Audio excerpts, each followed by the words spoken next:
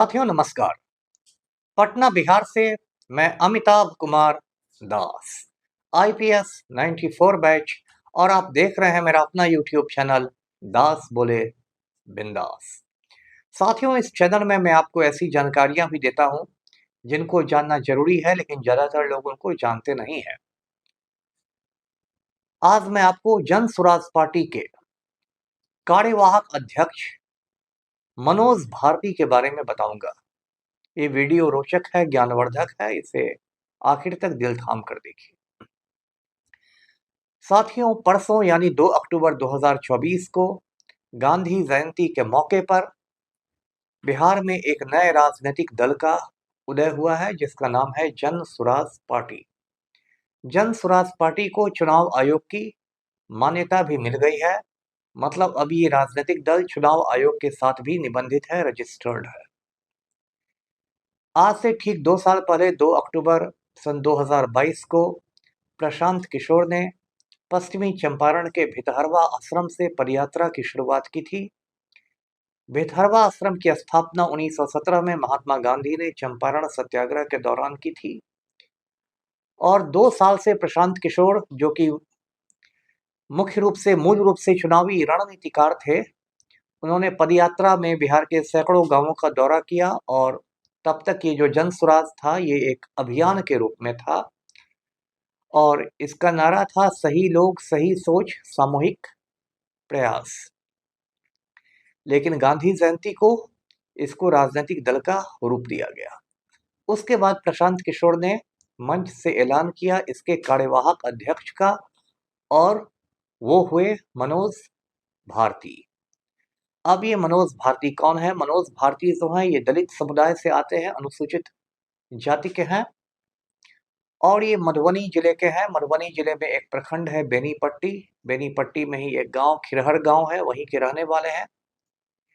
इनके पिता जो थे चौधरी जी, वो इंजीनियर हुआ करते थे बिहार सरकार में। उन दिनों तो बिहार झारखंड सब एक था। और ये जो मनोज भारती हैं ये पढ़ने लिखने में बहुत तेज थे। 1973 में 73 में इनका दाखिला हो गया नेतरहाट स्कूल में। आप जानते हैं नेतरहाट जो है, जब बिहार झारखंड एक हुआ करता था तो वो पूरे बिहार का नंबर 1 स्कूल माना जाता था। झारखंड के लातेहार जिले में है ये, पूरी तरह आवासीय विद्यालय है। और जब मैं भी हाई स्कूल में पढ़ता था तो नेतरहाट में एडमिशन होना बहुत मतलब इज्जत की बात मानी जाती थी। माँ बाप का सपना होता था अपने बच्चे को नेतरहाट भेजना। और उन दिनों मुझे याद है जब मैट्रिक का रिजल्ट निकलता था तो बिहार के 2 बड़े अखबार थे, इंडियन नेशन और आर्यावर्त। तो दोनों अखबारों में पहले पन्ने पर मैट्रिक के टॉपरों की तस्वीर छपती थी। और उसमें ऐसा होता था कि टॉप 10 में से कई बार 8 टॉपर्स, कई बार 9 टॉपर्स नेतरहाट के ही होते थे। और कई बार तो ऐसा होता था कि 10 में 10 टॉपर्स जो रहते थे टॉप 10, वो नेतरहाट के ही हुआ करते थे। तो ये नेतरहाट की महिमा थी। तो 73 से 80 तक मनोज भारती ने नेतरहाट स्कूल में पढ़ाई की। वहाँ के हॉस्टलों को आश्रम कहा जाता है। तो उन आश्रमों में रह के उन्होंने पढ़ाई की। उसके बाद वो आईआईटी कानपुर चले गए। कानपुर में इलेक्ट्रिकल इंजीनियरिंग में उन्होंने बीटेक किया। और फिर आईआईटी दिल्ली चले गए। आईआईटी दिल्ली में उन्होंने एमटेक की पढ़ाई की। उसके बाद उन्होंने यूपीएससी की परीक्षा दी और 1988 में 88 में वो भारतीय विदेश सेवा के लिए चुने गए, इंडियन फॉरेन सर्विस के लिए। अब साथियों, आप जानते हैं कि भारतीय विदेश सेवा के ही अधिकारियों को दूसरे देशों में भारत का राजदूत बनाया जाता है या उच्चायुक्त बनाया जाता है। अब लगे हाथ में आपको राजदूत और उच्चायुक्त का फर्क भी समझा दूं, ये भी जानकारी की बात है। राजदूत को इंग्लिश में एम्बेसडर कहते हैं, उच्चायुक्त को इंग्लिश में हाई कमिश्नर कहते हैं। तो जो इंग्लैंड और उसके जो पुराने गुलाम देश हैं, जो उसके पुराने उपनिवेश हैं, जिनको कॉमनवेल्थ कंट्रीज कहते हैं, उनमें उच्चायुक्त की नियुक्ति होती है। जैसे भारत का इंग्लैंड में हाई कमिश्नर रहता है या भारत का ऑस्ट्रेलिया में हाई कमिश्नर रहता है। और जो बाकी देश है उसमें राजदूतों की नियुक्ति होती है, एम्बेसडर की नियुक्ति होती है। तो इन्होंने लंबे समय तक नौकरी की, 30 साल से ज्यादा सेवा इन्होंने भारतीय विदेश सेवा में दी, मनोज भारती ने। और वो 4 देशों में भारत के राजदूत रहे। यूक्रेन में, बेलारूस में, इंडोनेशिया में और तिमोर लेस्टे में। यूक्रेन और बेलारूस दोनों पहले सोवियत संघ के हिस्सा हुआ करते थे।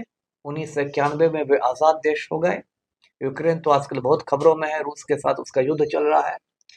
इंडोनेशिया हिंद महासागर में एक बड़ा देश है। दुनिया में मुसलमानों की सबसे बड़ी आबादी इंडोनेशिया में रहती है। और जो टिमोर लेस्टे है, एक छोटा सा टापू है जो कुछ साल पहले ही आज़ाद हुआ है। तो इसमें भी वो राजदूत रहे मनोज भारती, और 1-2 वर्ष पहले ये सेवानिवृत्त हुए, रिटायर हुए।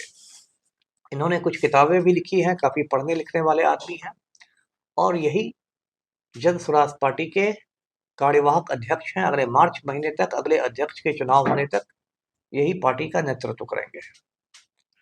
अब आप सोचें कि ये प्रशांत किशोर ने इनको कार्यवाहक अध्यक्ष क्यों बनाया।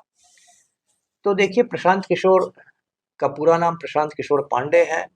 वो ब्राह्मण हैं जाति से।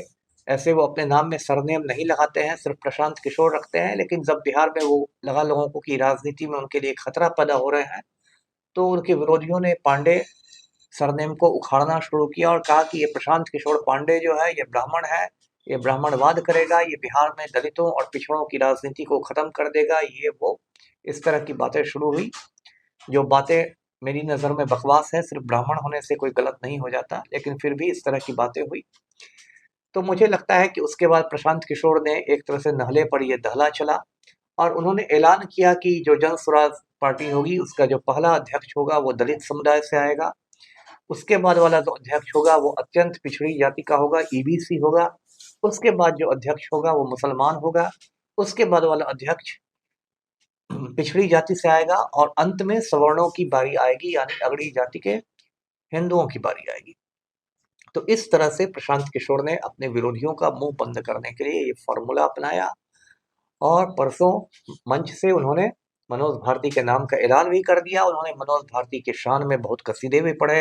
प्रशांत किशोर ने अपने बारे में कहा कि मैंने 2-2 बार नेतरहाट की परीक्षा दी, लेकिन मेरा दाखिला नहीं हो सका, मैं आईआईटी भी नहीं जा सका। और उन्होंने कहा कि मनोज भारती मुझसे बहुत ज़्यादा काबिल, बहुत ज़्यादा तेज आदमी है। और उन्होंने ये भी कहा, प्रशांत किशोर ने, कि सिर्फ दलित होने की वजह से मनोज भारती को कार्यवाहक अध्यक्ष नहीं बनाया गया है, वो एक विद्वान व्यक्ति हैं जो दलित भी हैं। तो ये सारी बातें हुई।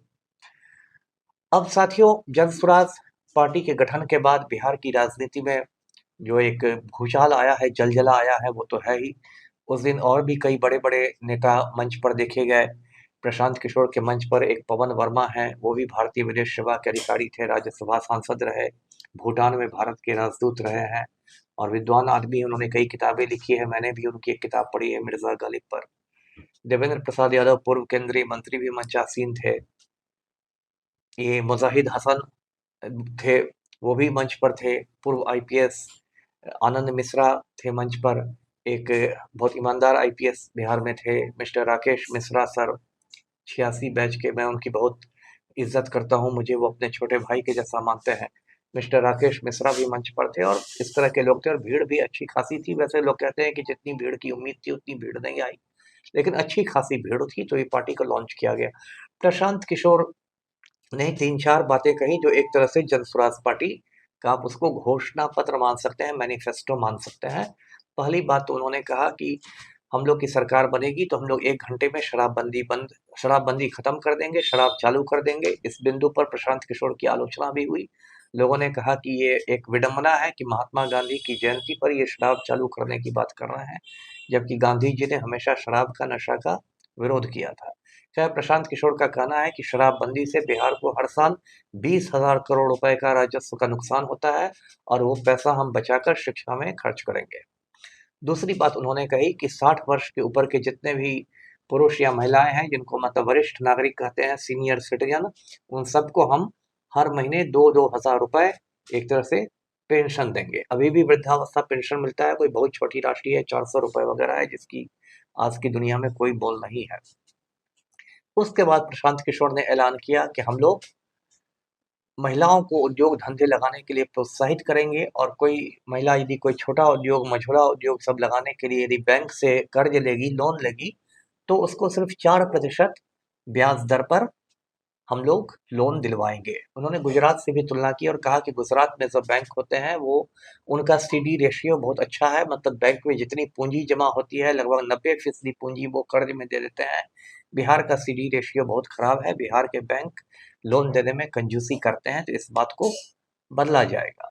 प्रशांत किशोर ने अगला जो मुद्दा उठाया वो मुद्दा उठाया कि बिहार में भूमि सर्वेक्षण नहीं, भूमि सुधार होगा, लैंड रिफॉर्म्स। आप जानते हैं भूमि सुधार एक बहुत पुराना मुद्दा है बिहार का। जब पलटू राम नए नए मुख्यमंत्री बने थे 2005 में, तो उन्होंने एक बंदोपाध्याय कमेटी बनाई थी। कलकत्ता हाई कोर्ट के रिटायर्ड जस्टिस थे, जस्टिस देवव्रत बंदोपाध्याय, उनके नेतृत्व में एक कमेटी बनी थी और भूमि सुधार की उस कमेटी ने बहुत सिफारिशें की थी। लेकिन जब उस कमीशन की रिपोर्ट आई तो पलटू राम उसको पढ़ के घबरा गए, क्योंकि पलटू राम को ऐसा लगा कि अगर उसकी रिपोर्ट को लागू कर दिया जाए, बंदोपाध्याय कमेटी की रिपोर्ट को, तो उनकी कुर्सी चली जाएगी। तो खैर ये सब बातें प्रशांत किशोर ने कही है, अच्छी अच्छी बातें हैं, सुनने में तो अच्छी लगती है। अब वो तो सरकार में आने के बाद भी पता चलेगा कि आपने क्या किया क्या नहीं। जैसे हमारे नरेंद्र मोदी जी हैं, वो भी सपनों का सौदागर हैं। उन्होंने 10 साल पहले कहा था कि 100 दिनों में काला धन ले आएंगे देश का, हर हिंदुस्तानी के खाते में 15-15 लाख रुपए दे देंगे, हर साल 2 करोड़ लोगों को नौकरियां दे देंगे, है ना, दाऊद इब्राहिम को पकड़ के ले आएंगे, 100 स्मार्ट सिटी बना देंगे, बुलेट ट्रेन चला देंगे। लेकिन 10 वर्ष बाद भी मामला वही है और नरेंद्र मोदी सपनों के सौदागर से ज़्यादा कुछ नहीं साबित हुए। प्रशांत किशोर के बारे में मेरी अपनी राय जो है वो कोई बहुत न बहुत अच्छी है ना बहुत बुरी है। मुझे ये लगता है कि शख्स के साथ सबसे बड़ा संकट है, विश्वसनीयता का संकट है, क्योंकि उसने इतनी सारी पार्टियों को रणनीति बनाई है कि कब ये शख्स बदल जाएगा कोई जानता नहीं है। और भी मुझे कुछ उनसे एतराज़ है, जैसे वो बार बार तेजस्वी यादव को नवी फेल कहते हैं, नवी फेल कहते हैं, लेकिन वो नरेंद्र मोदी को कभी चाय बेचने वाला जाहिल नहीं कहते हैं। जबकि असलियत ये है कि प्रधानमंत्री नरेंद्र मोदी भी एक चाय बेचने वाले जाहिल हैं। और मोदी ऐसे बड़े, मतलब आप मूर्ख कह सकते हो उनको। अभी इसी साल 15 अगस्त को मोदी जी ने लाल किला से भाषण दिया और भाषण में कहा कि बिरसा मुंडा ने 1857 की क्रांति में हिस्सा लिया था। और स्कूल का बच्चा भी जानता है कि बिरसा मुंडा का जन्म 1875 में हुआ था, 1857 में वो पैदा भी नहीं हुए थे। लेकिन मोदी जी जैसे मूर्ख प्रधानमंत्री ने, बैल बुद्धि प्रधानमंत्री ने बिरसा मुंडा को भी 1857 की क्रांति में हिस्सा दिलवा दिया। तो ये भी प्रशांत किशोर को ध्यान में रखना होगा कि जब वो तेजस्वी यादव को बैल बुद्धि, ये नवी फिल कहते हैं, तो नरेंद्र मोदी को भी बैल बुद्धि प्रधानमंत्री कहें। तो आज का वीडियो यही तक था। वीडियो को लाइक करें, शेयर करें और चैनल को सब्सक्राइब कीजिए। धन्यवाद। जय हिंद।